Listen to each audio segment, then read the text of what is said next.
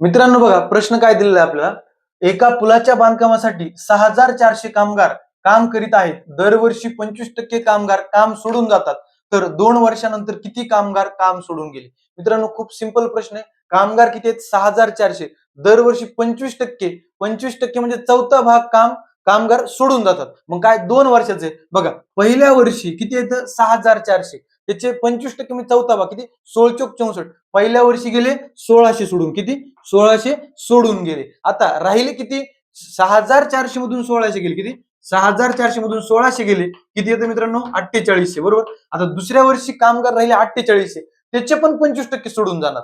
4800 चे चौथा भाग किती? 1200. 12 चोक 48. म्हणजे दुसऱ्या वर्षी किती सोडून गेले? 1200 कामगार सोडून गेले. त्यांनी आपल्याला विचारले 2 वर्षानंतर एकूण किती कामगार सोडून गेले? यांची बेरीज करा. 1200 आणि 1600 किती? 2800. म्हणजे 2800 कामगार सोडून गेले. पर्याय क्रमांक 1. धन्यवाद.